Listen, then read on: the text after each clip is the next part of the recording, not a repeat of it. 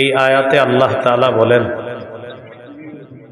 ইন্নাল্লাহা আশতারা মিনাল মুমিনিনা আনফুসাহুম ওয়া আমওয়ালাহুম বিআন্না লাহুমুল জান্নাহ।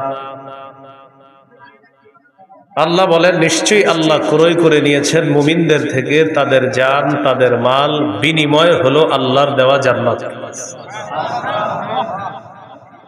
يقاتلون في سبيل الله فيقتلون ويقتلون। তারা আল্লাহর রাস্তায় লড়াই করবে, কাফেরদেরকে তারা হত্যা করে জাহান্নামে পাঠাবে এবং তাদেরকে শহীদ করা হবে, তারা জান্নাতে পৌঁছে যাবে।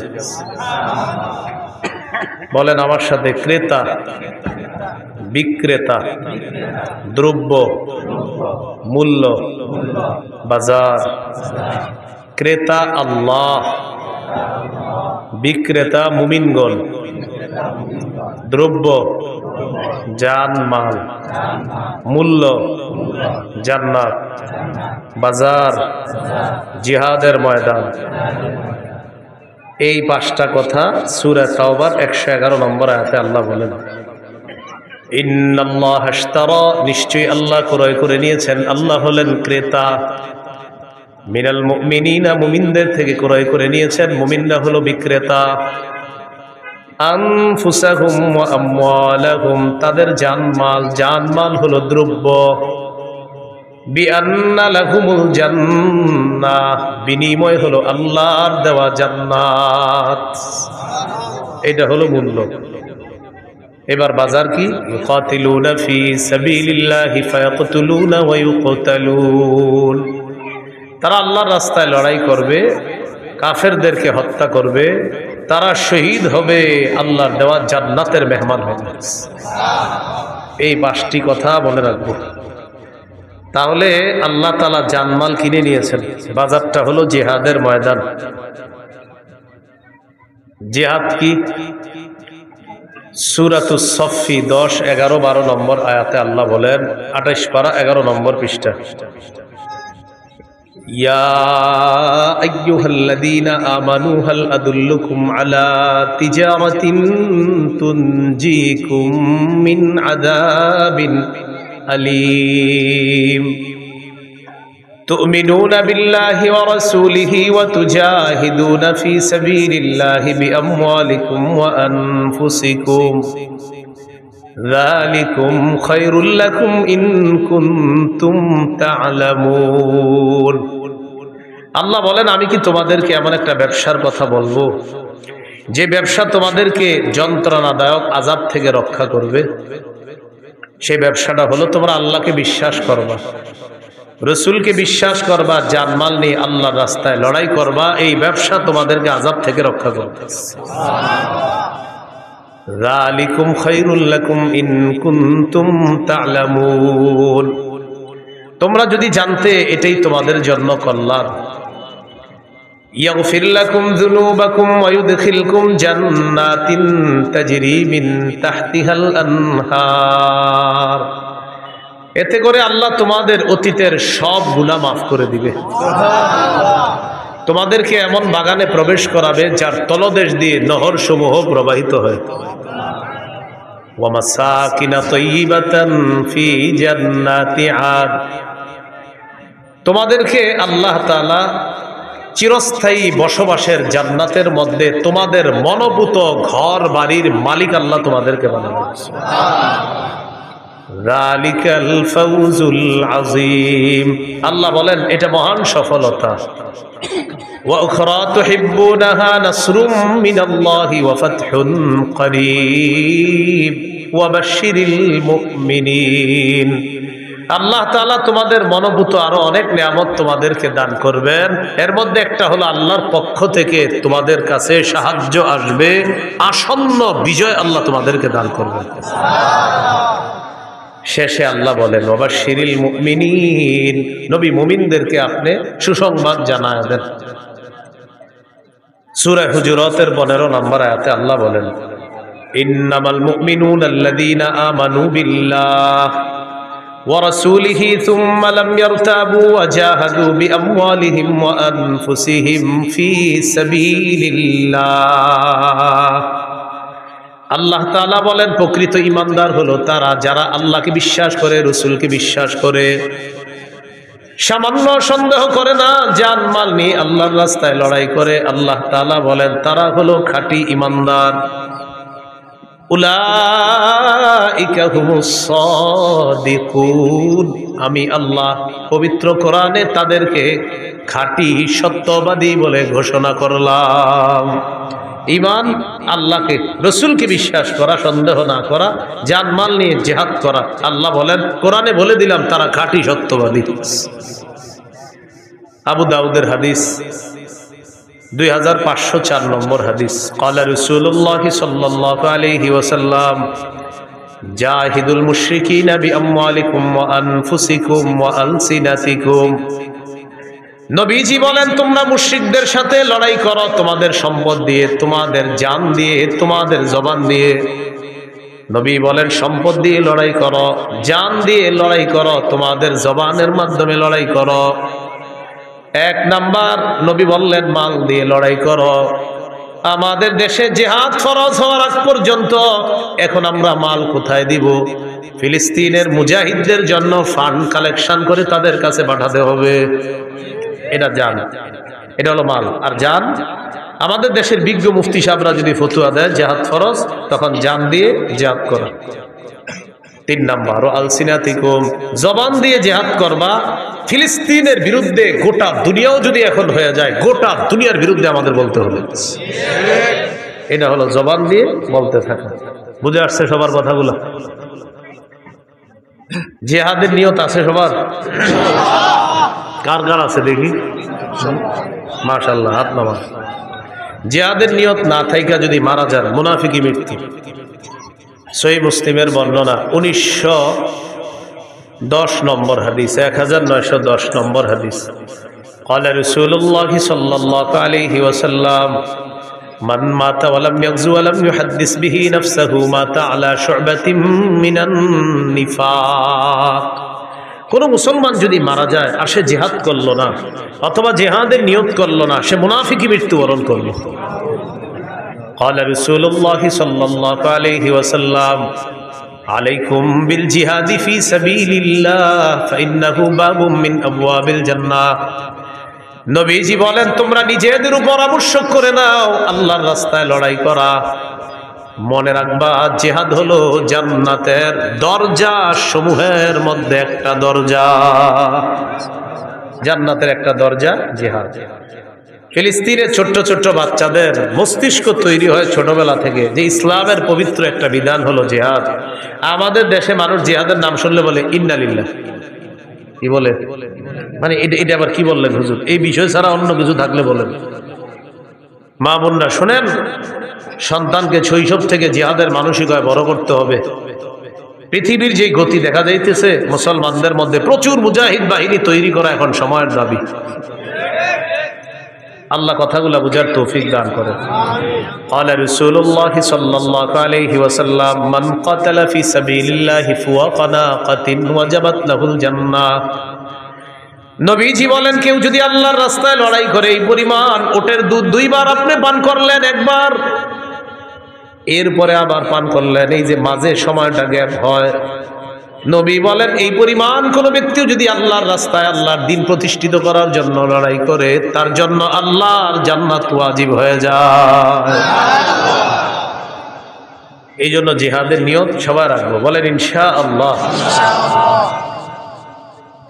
আবু দাউদের হাদিস 2484 নম্বর হাদিস, 2484। ক্বালা রাসূলুল্লাহ সাল্লাল্লাহু আলাইহি ওয়াসাল্লাম লা তাজালু তাইফাতুম মিন উম্মতি ইউকাতিলুনা আলাল হক যাহিরিনা আলা মান নাওয়াহুম। নবীজি বলেন আমার উম্মতের একটা দল সদা সর্বদা হকের পক্ষে লড়াই করবে। তাদের সাথে বাতিল লড়াই করতে আসবে, বাতিলদেরকে তারা নাস্তানাবুদ করে ছাড়বে, বাতিলদেরকে তারা সর্বশেষ পরাজিত করে ছাড়বে। যার বড় প্রমাণ হলো বর্তমান আফগানিস্তান। কোন দেশ? আফগানিস্তান। অভিভাবক বানাইছে কাকে জানেন? আল্লাহকে। কাকে? আমাদের অভ্যাস হলো এক তাগুত অভিভাবক বানানোর পর এটারে ছাইরা আরেক তাগুতকে অভিভাবক বানাই। সূরা বাকারার 257 নম্বর আয়াতে আল্লাহ বলেন, আল্লাহু ওয়ালিয়্যুল্লাযীনা আমানু, ঈমানদারদের অভিভাবক হলেন আল্লাহ। বলেন ঈমানদারের অভিভাবক কে? আল্লাহ। সূরা মাঈদার 51 নম্বর আয়াতে আল্লাহ বলেন, ইয়া আইয়ুহাল্লাযীনা আমানু লা তাত্তাখিযুল ইয়াহুদা ওয়ান নাসারা আউলিয়া। হে ঈমানদারগণ, ইহুদি খ্রিস্টানদেরকে অভিভাবক রূপে গ্রহণ করবা না। বারবার আমরা ভুল করি, এক অভিভাবক ছেড়ে আরেক অভিভাবক ধরি, কিন্তু মজার ব্যাপার আর দুঃখের ব্যাপার আর ইন্টারেস্টিং ব্যাপার, আগে যেটাকে ধরি সেটাও তাগুত, পরে যেটাকে ধরি সেটাও তাগুত। তাই মুসলমানদের চূড়ান্ত ভাগ্য পরিবর্তন হয় না। এই জন্য বাংলাদেশে একটা সময় চলতেছে এখন যদি হুজুররা গুতাগুতি বন্ধ না কইরা, এখন যদি এক না হইতে পারে, আগামী 50 বছর এই সুযোগ আর আসবে না। এটা এখন চলছে আমাদের বাংলাদেশের সব মুসলমানদের মনের দাবি একটা এখন, যে আমরা বাংলাদেশে ইসলামী মাইন্ডের কোন নেতা চাই।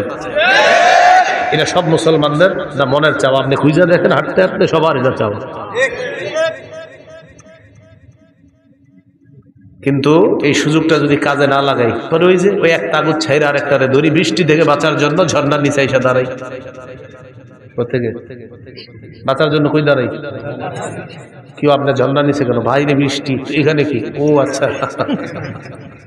এই ভুল বারবার করলে ভাগ্য পরিবর্তন হবে না। আবু বকর, ওমর, উসমান, আলী রাদিয়াল্লাহু তাআলা আনহুম, তাদের যুগের সেই খেলাফতের রাশেদা, খেলাফত ব্যবস্থা ছাড়া মুসলমানদের চূড়ান্ত ভাগ্য পরিবর্তন হবে না, হতে পারে না কিয়ামত পর্যন্ত। তো বলছিলাম, রাসূলুল্লাহ সাল্লাল্লাহু আলাইহি সাল্লাম বলেন, লা তাজালু তাইফাতুম মিন উম্মতি ইউকাতিলুনা আলাল হক। আমার উম্মতের একটা দল সদা সর্বদা হকের পক্ষে লড়াই করবে। যাহিরিনা আলা মান্না ওয়া আহুম, তাদের বিরুদ্ধে যারা থাকবে তাদেরকে তারা পরাজিত করে ছাড়বে। হাত্তা ইউকাতিলা আখির উম্মতি আল মাসিহ আদ-দাজ্জাল, এমনকি আমার উম্মতের সর্বশেষ দলটি দাজ্জালকে পর্যন্ত পরাজিত করবে। আমার উম্মতকে আল্লাহ বিজয় দান করবে। আবু দাউদের 2532 নম্বর হাদিসের বর্ণনা, 2532। এই হাদিসে কি বলে দেন? আলা রাসূলুল্লাহ সাল্লাল্লাহু আলাইহি ওয়াসাল্লাম, সালাসাতুম মিন আসলিল ঈমান। নবীজি বলেন, ঈমানের মূল হলো 3টা। বলেন, ঈমানের মূল কয়টা? অনেকগুলো আছে, এর মধ্যে সবচেয়ে বেশি মূল কয়টা? 1 নম্বর, আল কাফু আম্মান ক্বালা লা ইলাহা ইল্লাল্লাহ। পড়েন তো আপনি আমার সাথে, পড়েন লা ইলাহা ইল্লাল্লাহ। এ দেখেন, উনি পড়ছে না? আমিও দাবি করে আমি মুমিন, আর উনিও দাবি করে উনি মুমিন। আমার উপর প্রথম কাজ হলো আমি ওনারে কষ্ট না দেওয়া। এটা ঈমানের মূল বিষয়ের একটা বিষয়, যে লা ইলাহা ইল্লাল্লাহ ওয়ালাকে তুমি কষ্ট দিবা না। এটা প্রথম। আল কাফু আম্মান ক্বালা লা ইলাহা ইল্লাল্লাহ, যে লা ইলাহা ইল্লাল্লাহ মুখে বলে, অন্তরে বিশ্বাস করে, এই ব্যক্তিকে আমি কষ্ট দিতে পারবো না। এটা ঈমানের মূল বিষয়ের একটা বিষয়। দ্বিতীয় বিষয়, ওয়ালা নুকাফিরুহু বিযামবিন, কোন মুমিনকে শুধু গুনাহের কারণে আমরা তাকে কাফের বলবো না। 3 নম্বর, ওয়ালা নুখরিজুহু মিনাল ইসলামি বিআমালিন, কোন আমলের কারণে কোন মুসলমানকে ইসলাম থেকে বের করে দিব না। কোন আমলের কারণে ইসলাম থেকে তাকে আমরা বের করে দিব না। হ্যাঁ হুজুর, তার ব্যাপারে কোনো ফতোয়া আসবে, এটা ফতোয়া বিভাগ ফতোয়া দিবে। আপনি কথায় কথায় কাউরে কাফের বলে ফেলবেন। তাহলে ঈমানের মূল বিষয় 3টা। 1 নম্বর, আল কাফু আম্মান ক্বালা লা ইলাহা ইল্লাল্লাহ, যে ব্যক্তি বলে লা ইলাহা ইল্লাল্লাহ তাকে কোনো কষ্ট না দেওয়া। 2 নম্বর, ওয়ালা নুকাফিরুহু বিযামবিন, কোন মুমিনকে গুনাহের কারণে আমরা কাফের বলবো না। 3 নম্বর, ওয়ালা নুখরিজুহু মিনাল ইসলামি বিআমাল, কোন মুমিনের কোন আমল দেখাই তাকে আমরা ইসলাম থেকে বের করে দিব না। এরপর আল্লাহ নবী বলেন, ওয়াল জিহাদু মাযিন মুনযু বাসানি আল্লাহু ইলা আইয়ুকাতিলা আখির উম্মতি আদ-দাজ্জাল। নবী বলেন আমি যেদিন থেকে আল্লাহ আমাকে নবুয়ত দান করছেন সেদিন থেকে জিহাদ জারি আছে, জিহাদ ফরজ আছে, কিয়ামত পর্যন্ত চলতে থাকবে। আমার উম্মতের শেষ দলটা দাজ্জালের সাথে লড়াই করা পর্যন্ত আমার এই জিহাদের যে বিধান আল্লাহ দিয়েছেন কিয়ামত পর্যন্ত এটা চলতেই থাকবে। তাহলে কিয়ামত পর্যন্ত জিহাদ চলতে থাকবে। এবার আমার সাথে বলেন কোন জালেমের জুলুম, কোন বিচারকের বিচার জিহাদকে বাতিল করতে পারবে না। নবীজি বলেন লা ইউতিলুহু জাওরু জাইরিন ওয়ালা আদলু আদিলিন, কোন জালেমের জুলুম আর কোন বিচারকের বিচার জিহাদকে বাতিল করতে পারবে না। কোন দেশের সুপ্রিম কোর্ট হাইকোর্ট যদি ফতোয়া দেয়, হাইকোর্ট যদি এই বিচার দেয়, এই রায় দেয়, হাইকোর্টের পক্ষ থেকে যদি এই বিচার আসে আর এই রায় আসে, পেপারে আসে কি আসে যে দেশে জিহাদ করা যাবে না, জিহাদের বিধান বাতিল, নবীজি বলেন তোমরা বলে দিবা তুই বাতিল। কারণ বিচারকের বিচার তো জিহাদ বাতিল করতে পারে না। তো কেউ যদি বলে জিহাদ বাতিল, আপনি বলবেন প্রিয় ভাইয়া আপনি বাতিল, প্রিয় বিচারক আপনি বাতিল, বলবে এটা কোনো কথা? বলবে আমাদের নবী বলছে আপনি বাতিল। কারণ আপনার বিচার জিহাদ এটা বাতিল করতে পারবে না। নবীর আল্লাহ যেদিন থেকে নবী বানাইছে কিয়ামত পর্যন্ত জিহাদের বিধান চালু থাকবে। আপনার মতো বিচারকের বিচার আর কোন জালেমের জুলুম কিয়ামত পর্যন্ত পবিত্র জিহাদকে বাতিল করে নাই, করতে পারবে না। আপনি করলেও হবে না, আপনি বাতিল হবে। এই হলো জিহাদের বিধান। আল্লাহ আমাদেরকে বুঝার তৌফিক দান করেন। তবে ওই বিষয়টা গুরুত্বপূর্ণ। আমরা জিহাদ করব কখন? এদেশের বিজ্ঞ মুফতিরা ফতোয়া দিবে যখন, বিজ্ঞ মুফতি সাহেবরা ফতোয়া দিতে হবে। আপনি সকালে গিয়ে আবার কিছু উড়ে দিয়ে না, বিজ্ঞ মুফতি সাহেবদের ফতোয়া লাগবে, তখন জিহাদ ফরজ হবে। আল্লাহ কথাগুলা বুঝার তৌফিক দান করেন।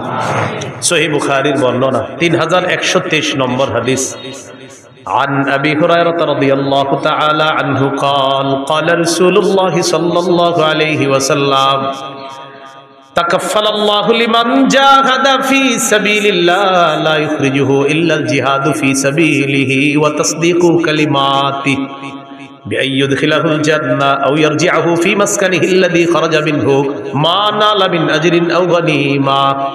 কোন ব্যক্তি জিহাদে বের হয়েছে, শুধু জিহাদের নিয়তেই বের হয়েছে এবং আল্লাহর কথাগুলা বিশ্বাস করছে, হ্যাঁ জিহাদ করলে এই লাভ, এগুলা জেনে সে বের হয়েছে, এই ব্যক্তি জিহাদের ময়দানে যাওয়ার পর আল্লাহ দায়িত্ব নিয়ে নেয়, হয়তো শহীদ বানায় তাকে জান্নাতে পৌঁছায় দিবে, না হয় প্রচুর গনিমতের মাল সহ তার ঘরে আল্লাহ তাকে ফিরিয়ে দিবে। সহিহ মুসলিমের বর্ণনা 1878 নম্বর হাদিস। قال رسول الله صلى الله عليه وسلم مثل المجاهد في سبيل الله كمثل الصائم القائم القانت بآيات الله لا يفتر من صيام ولا صلاة حتى يرجع المجاهد في سبيل الله। নবীজি বলেন কোন ব্যক্তি নফল রোজা রাখে, নফল নামাজ পড়ে আর নামাজের মধ্যে ধারাবাহিক কোরআন তেলাওয়াত করে, কোন ব্যক্তি নামাজের মধ্যে আছে, নফল নামাজের মধ্যে কোরআন তেলাওয়াত করতেছে আর লোকটা রোজা অবস্থায়, এক হলো সে রোজাদার, আরেক হলো সে নামাজের মধ্যে আছে, আরেক হলো সে আল্লাহর কোরআন তেলাওয়াত করতেছে। সবগুলাই গুরুত্বপূর্ণ। নবীজি বলেন এই ব্যক্তি কোন রকম ক্লান্তিহীন ভাবে এই ইবাদত করলে যে সওয়াব, নফল নামাজ ধারাবাহিক পরে রোজাও রাখে আর তেলাওয়াত করতেছে, কোনো ক্লান্ত নাই, এই লোকটা ক্লান্ত হয় না। এই ক্লান্তিহীন নামাজ রোজা, ক্লান্তিহীন তেলাওয়াত করে সেই ব্যক্তি যেই সওয়াব পাবে, আল্লাহর রাস্তায় যেই মুজাহিদ, এই মুজাহিদ জিহাদে যাওয়ার পর ফিরে আসার আগ পর্যন্ত এই পরিমাণ সওয়াব আল্লাহ তার আমল নামায় দিয়ে দেয়, চলতে থাকে আমল নামায়। এটা মুজাহিদ যদি আল্লাহর রাস্তায় যায়। আবু দাউদের বর্ণনা 1449 নম্বর হাদিস। এই হাদিসের বর্ণনাকারী সাহাবীর নাম আব্দুল্লাহ ইবনে হুবশিগিল খাসআমি রাদিয়াল্লাহু তাআলা। তিনি বলেন আন্না রাসূলুল্লাহ সাল্লাল্লাহু আলাইহি ওয়াসাল্লাম সুইলা আইয়ুল আমালি আফজালু ইয়া রাসূলুল্লাহ। নবীজিকে জিজ্ঞাসা করা হলো হুজুর কোন আমল সবচেয়ে শ্রেষ্ঠ? নবীজি বললেন তুলুল কিয়াম, লম্বা সময় নামাজে দাঁড়ায় থাকা, এটা শ্রেষ্ঠ আমল।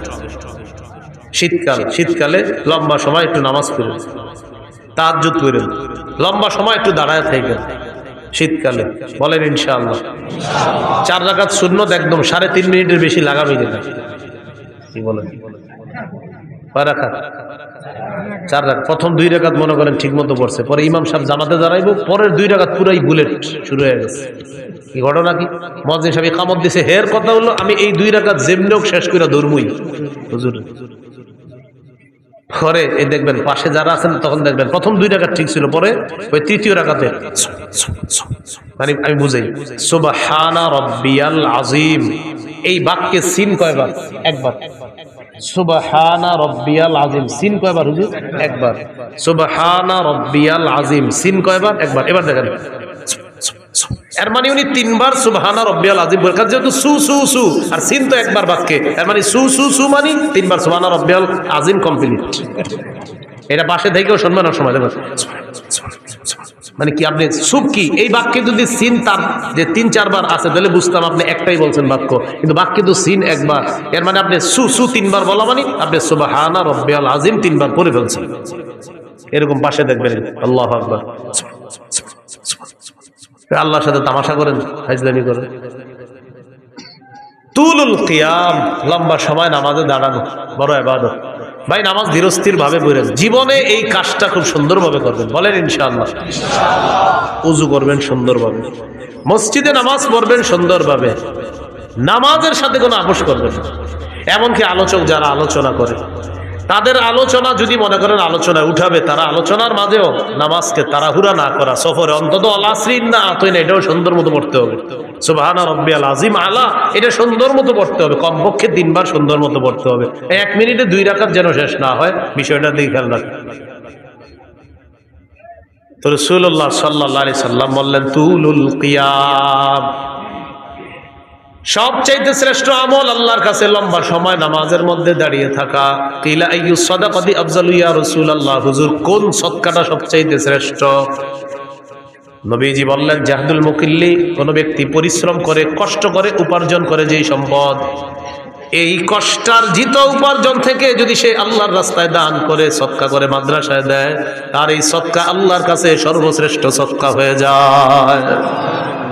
রিক্সা চালাইছেন, কিছু টাকা কামাইছেন, 5 টাকা সদকা করছেন, মাস শেষে বেতন পাইছেন, কষ্টার্জিত এই বেতন পাওয়ার পর ইখলাসের সাথে 5টা টাকাই কোন অসহায়কে দিছেন, এই আমলটা আল্লাহর কাছে শ্রেষ্ঠ সদকা হয়ে যায়। কিলা আইয়ুল হিজরাতি আফজালু ইয়া রাসূলুল্লাহ, হুজুর কোন হিজরত আল্লাহর কাছে সবচাইতে শ্রেষ্ঠ আপনার কাছে জানতে চাই। নবীজি বললেন মান হাজার মা হারামাল্লাহু আলাইহি, আল্লাহ যা হারাম করেছেন এই হারাম থেকে বেঁচে থাকা হলো আল্লাহর কাছে সর্বশ্রেষ্ঠ হিজরত। কিলা আইয়ুল জিহাদি আফজালু ইয়া রাসূলুল্লাহ, হুজুর কোন জিহাদ আল্লাহর কাছে সবচেয়ে শ্রেষ্ঠ? নবীজি বললেন মান জাহাদাল মুশরিকিনা বিমালিহি ওয়া জানমাল নিয়ে লড়াই করে এই জিহাদ আল্লাহর কাছে সর্বশ্রেষ্ঠ জিহাদ হয়ে যায়। এবার আল্লাহ নবীকে প্রশ্ন করলেন ফাইয়ুল কতলি আশরাফু ইয়া রাসূলুল্লাহ, জিহাদের ময়দানে যারা শহীদ হয়ে যায় কোন শহীদটা সবচাইতে শ্রেষ্ঠ?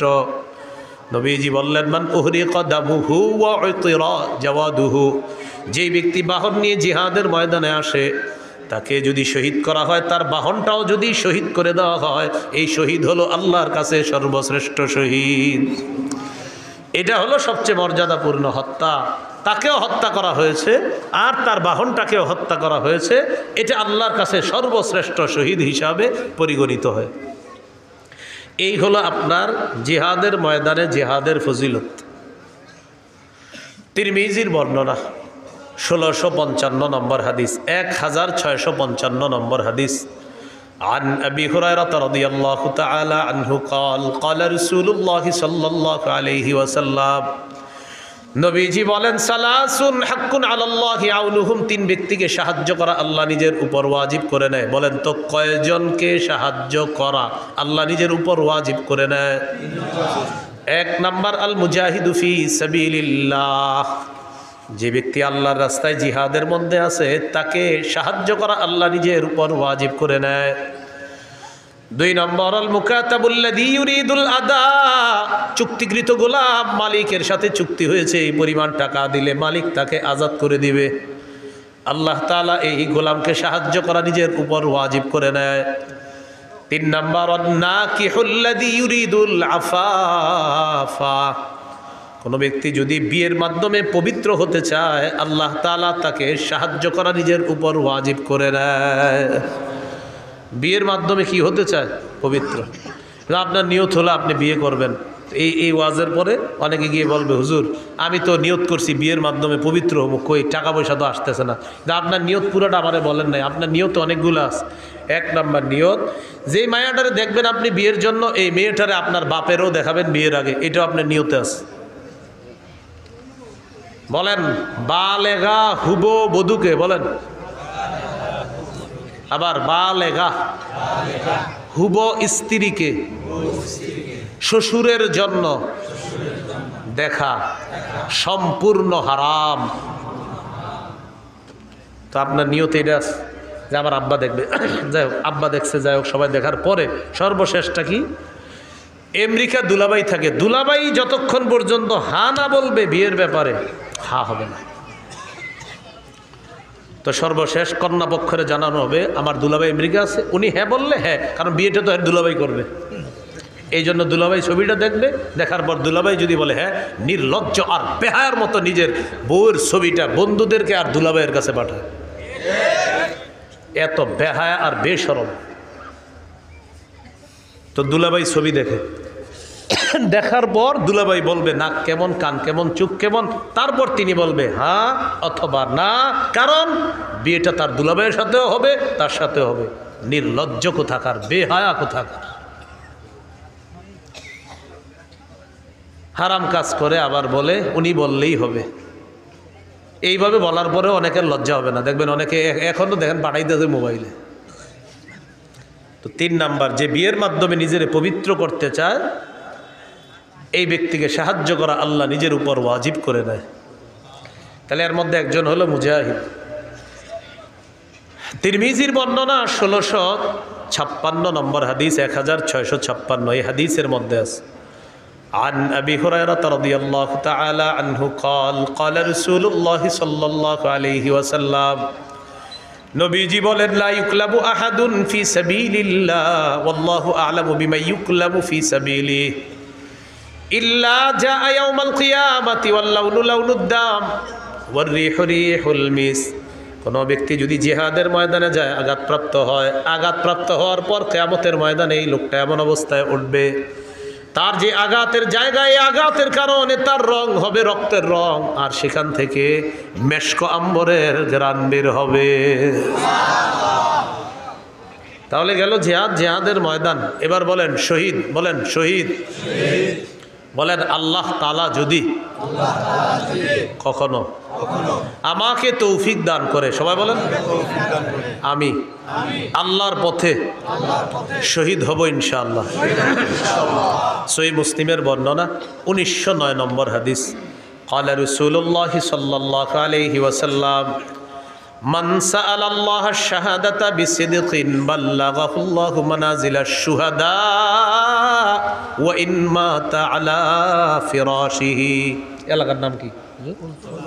ফুলতলা। এই ফুলতলার একজন নিয়ত করছে আল্লাহ আপনি যদি আমারে কখনো সুযোগ দেন আমি শহীদ হব। কোন এলাকার? ফুলতলার। তো নিয়ত করছে আল্লাহ সত্যি আমি শহীদ হব, নিয়ত করছে। সে যদি তার ঘরের বিছানায়ও মারা যায় আল্লাহ তাকে শহীদদের মর্যাদায় পৌঁছায় দিবে। তিরমিজির হাদিস 1661 নম্বর হাদিস, বাস হয়ে গেছে তো 1661 নম্বর হাদিস তিরমিজির এই হাদিসের মধ্যে আছে قال رسول الله صلى الله عليه وسلم ما من أحد من أهل الجنة يسره أن يرجع إلى الدنيا غير الشهيد। নবীজি বলেন জান্নাতের মধ্যে যারা থাকবে তারা কেউ দুনিয়ার মধ্যে আসতে চাইবে না, শুধু শহীদ জান্নাতের মধ্য থেকে দুনিয়াতে আসতে চাইবে। কে? শহীদ। শহীদ ছাড়া আর কেউ আসতে যাবে না। কেন? নবী বলেন ফাইন্নাহু ইয়ারজিউ ফাইন্নাহু ইউহিব্বু আন ইয়ারজি'a ইলা দুনিয়া, শহীদ দুনিয়ার মধ্যে আসতে চায় এই কারণে ইয়াকুল হাত্তা উকতালা 10 মাররাত। শহীদ দুনিয়ার মধ্যে আসতে চায়, এসে বলবে আল্লাহ আমাকে তুমি আবার শহীদ করে দাও, আবার আমাকে জিন্দা বানাও, আবার আমাকে শাহাদাতের নসিব করো। মাবুদ তুমি আবার আমাকে জিন্দা করো, আবার শহীদ হওয়ার তৌফিক দিয়ে দাও। এইভাবে যদি 10-12 শহীদ হতে হয়, আল্লাহ আমি 10 বার শহীদ হতে রাজি আছি মাওলা। নবী বলেন কেন জানুনি? মিম্মা ইয়ারা বিম্মা আতাহুল্লাহু মিনাল কারামা। শহীদকে আল্লাহ যেই মর্যাদা দান করেন, যেই পুরস্কার দান করেন, এই পুরস্কারের আশায় শহীদ বারবার বলবে আল্লাহ আবার যদি জিন্দা হতাম, আবার যদি শহীদ হতাম, আবার যদি জিন্দা হতাম, আবার যদি শহীদ হতাম, তাহলে বারবার এই পুরস্কার আমি লাভ করতাম। শহীদ চাইবে, আমি বারবার দুনিয়াতে যাব, আবার শহীদ হব, আবার জিন্দা হব, আবার শহীদ হব। সহিহ বুখারীর বর্ণনা 2797 নম্বর হাদিস। قال رسول الله صلى الله عليه وسلم, নবীজি বলেন ওয়াল্লাযী নাফসি বিয়াদিহি লাওয়াদিতু আন্নী উকতালু ফি সাবিলিল্লাহ সুম্মা উহইয়া সুম্মা উকতাল সুম্মা উহইয়া সুম্মা উকতাল সুম্মা উহইয়া। নবী বলেন আল্লাহর কসম আমার মন চায় আমাকে শহীদ করা হোক, আবার আমাকে জিন্দা করা হবে, আবার আমাকে শহীদ করা হবে, আবার আমাকে জিন্দা করা হবে, আবার আমাকে শহীদ করা হবে, আবার জিন্দা করা হবে, আবার শহীদ করা হবে। হাদিস দ্বারা বোঝা যায় যতবার আমি শহীদ হব ততবার যদি জিন্দা করা হয়, এরপরেও যেন আবার আমাকে শহীদ করা হয়। এটা নবীর আশা। তিরমিজির বর্ণনা 1663 নম্বর হাদিস। বলেন আল্লাহর কাছে শহীদের স্পেশাল 6টি বৈশিষ্ট্য। কয়টি বৈশিষ্ট্য? মন দিয়ে শোনেন। 5 নম্বরে কি কয় দেখেন, আগে 6টাই শোনেন আর কি, সবগুলোই শোনেন। قال رسول الله صلى الله عليه وسلم للشهيد عند الله 6 خصال। আল্লাহর কাছে শহীদের 6টা পুরস্কার, 6টা মর্যাদা। 1 নম্বর ইগফারু লাহু ফি আউয়ালি দাফআতিন ওয়া ইউরা মাকআদুহু মিনাল জান্নাহ। শহীদের শরীরের রক্তের ফোঁটাটা পড়ার সাথে সাথে তাকে জান্নাতের আসনটা দেখানো হয়, আর তার আগের গুনাহগুলো মাফ করে দেওয়া হয়। এই যে মনে করেন আমি শহীদ হচ্ছি, ওনারে শহীদ করা হচ্ছে, আল্লাহ কবুল করুন।